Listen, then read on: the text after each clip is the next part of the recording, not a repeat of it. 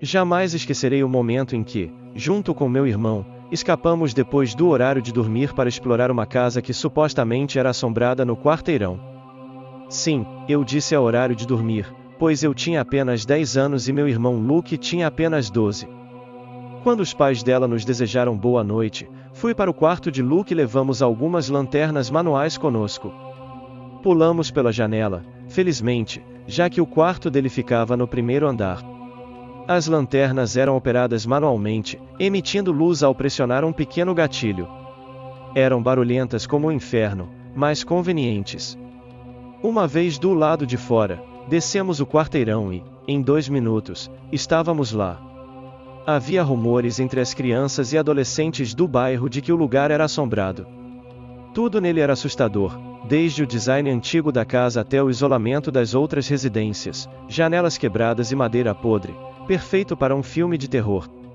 Chegamos ao quintal, movidos pela curiosidade e confiança típicas de irmãos. Eu estava com medo, mas a porta estava trancada, o que era esperado. Senti um alívio momentâneo, pensando que poderíamos simplesmente voltar para casa. No entanto, meu irmão surpreendentemente pegou uma tábua de madeira do gramado e começou a quebrar a janela já lascada. Eventualmente, conseguimos abrir espaço suficiente para desbloqueá-la e deslizá-la completamente. Pulamos para dentro e começamos a acionar as lanternas barulhentas imediatamente. Ao entrarmos na casa, percebemos que estava extremamente quente, cerca de 90 graus, o que era estranho para uma noite de setembro nos anos 70. Não havia grafite ou qualquer sinal de ocupação recente. O lugar estava praticamente vazio, exceto por alguns móveis sem valor aparente. Parecia que éramos os primeiros a entrar ali há muito tempo. Subimos para o andar principal, continuando a acionar as lanternas. Foi então que ouvimos um leve rangido no assoalho logo acima de nós. Ambos pulamos, e eu tentei puxar Luke para sairmos, mas ele me disse que o lugar era antigo e que eram apenas ruídos normais de casa. Parei de acionar a lanterna neste momento, encorajando Luke a fazer o mesmo, mas ele me chamou de estúpido por sugerir algo tão ridículo. Outro rangido nas tábuas do piso acima de nós fez com que ele começasse a subir as escadas. Eu não queria ir, mas também não queria ficar sozinho lá embaixo. Segui atrás dele até o andar de cima. Chegamos a uma porta que dava para um quarto logo acima de onde estávamos. Implorei para que ele não a abrisse, mas ele queria parecer corajoso. Ele alcançou a maçaneta enquanto ainda mantinha a lanterna acesa. No entanto, ele parou de repente, confuso. No escuro, pude ver que ele estava pressionando a orelha contra a porta, ouvindo algo. Então, o momento mais assustador da minha vida aconteceu quando ouvimos uma única batida na porta do outro lado, fazendo com que meu irmão cambaleasse contra a parede, cobrindo a orelha. Deixamos cair as lanternas, saímos correndo pela porta dos fundos e voltamos para casa. Estávamos tão agitados quando voltamos que nossos pais nos descobriram.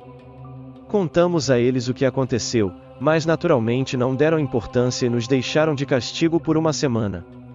2 noites depois, acordei com o som de algo do lado de fora da minha janela e uma luz fraca penetrando sorrateiramente pela fresta da cortina.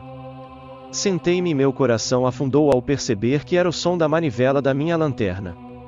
Levantei-me e olhei pela janela, mas parou. Não havia nada além de escuridão lá fora depois disso. Essa é uma história que aconteceu comigo recentemente. Eu ainda estava no meu primeiro ano de universidade e tinha acabado de fazer amizade com alguns outros estudantes. Eu estava frequentando uma universidade antiga e famosa conhecida por suas figuras fantasmagóricas e atividades paranormais. Os zeladores do campus e a segurança estavam familiarizados com relatos incomuns de eventos sobrenaturais. O bloco onde minha aula acontecia era considerado a seção assombrada. Certa noite, pouco antes das 17 horas, uma amiga precisava usar o banheiro. Ela me pediu para acompanhá-la, e eu vi isso como uma oportunidade para descansar meus olhos das tensões do projetor. Ela entrou em um dos boxes, e enquanto esperava do lado de fora, percebi que estava demorando mais do que o esperado. Decidi voltar para a aula sem dizer a ela, mas, ao sentar, ela invadiu a classe chamando por mim. Segundo ela, ouviu o som de pias, torneiras e pensou que eu estava pregando uma peça. Ao abrir a porta, não viu mais ninguém no banheiro além dela, e a outra cabine ao lado estava trancada por dentro. Pensando que outra pessoa estava lá, ela perguntou se era eu, sem resposta. Curiosa, espiou pela abertura, mas não viu sapatos ou pernas. No entanto, ainda ouvia murmúrios femininos e cantarolantes daquela cabine específica. Com medo, ela saiu sem terminar a história e fomos embora.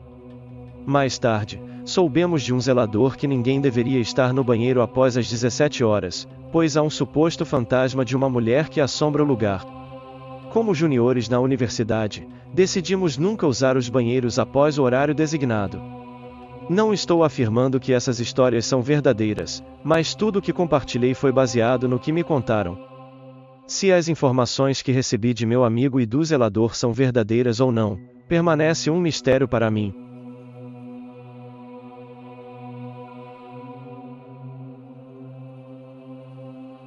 Essa experiência ocorreu alguns meses atrás, enquanto eu estava servindo como missionário para a Igreja dos Santos dos Últimos Dias no Japão. Estive no país por 2 anos, e minha data de retorno estava se aproximando. Estava em Kyoto, uma movimentada atração turística. Certa noite, meu companheiro e eu estávamos batendo nas portas para compartilhar nossa mensagem. Encontramos um prédio de apartamentos e decidimos tentar. O prédio tinha 3 tipos de apartamentos e suítes luxuosas, apartamentos decentes com 4 a 5 quartos e alguns bastante precários. O apartamento que visitamos estava no 2º andar, e um homem de meia-idade com roupas desgastadas respondeu à porta.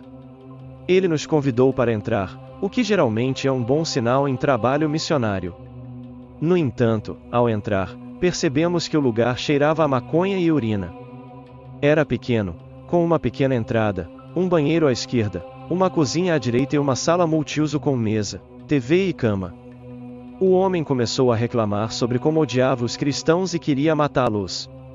Embora tensos, continuamos orando e esperando que ele não percebesse quem éramos e o que estava nos dizendo. Então, ele revelou um segredo, tirando uma caixa debaixo de sua cama. Ao abri-la, descobrimos milhares de dólares em ienes japoneses autênticos. Ele era um traficante ilegal associado à Yakuza, a máfia japonesa. Se ele estivesse sóbrio, provavelmente teria nos matado. Assustados, tentamos encontrar uma desculpa para sair, mas ele não nos deixou. Continuou reclamando sobre coisas irrelevantes, chamando o cristianismo de um culto maligno. Tentamos explicar nosso ponto de vista, mas era inútil. Finalmente, tivemos que correr para a porta, anunciando que estávamos saindo. Ele se levantou, e enquanto estávamos indo embora, ele começou a alcançar algo em uma caixa. Nunca vimos o que era, pois a porta se fechou rapidamente. Voltamos para casa o mais rápido possível, temendo que ele pudesse ficar sóbrio e descobrir que revelara seus segredos para 2 missionários cristãos americanos.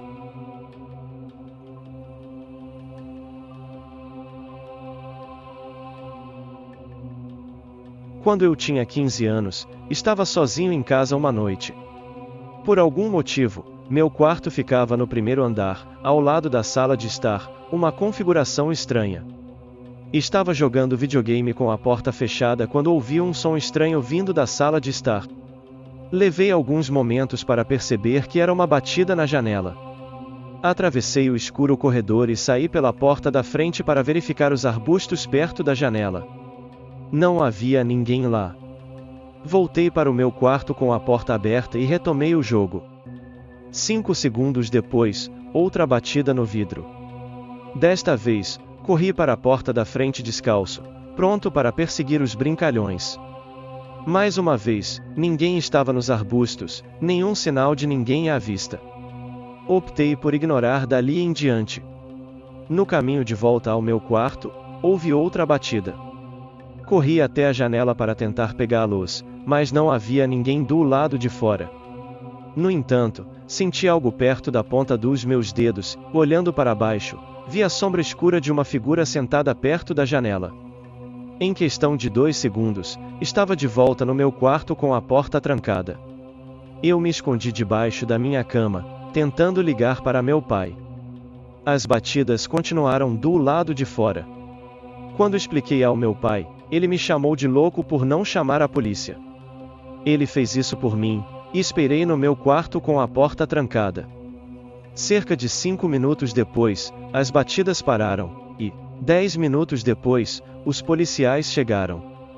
A figura havia desaparecido, e não havia sinais de entrada ou saída, pois todas as portas estavam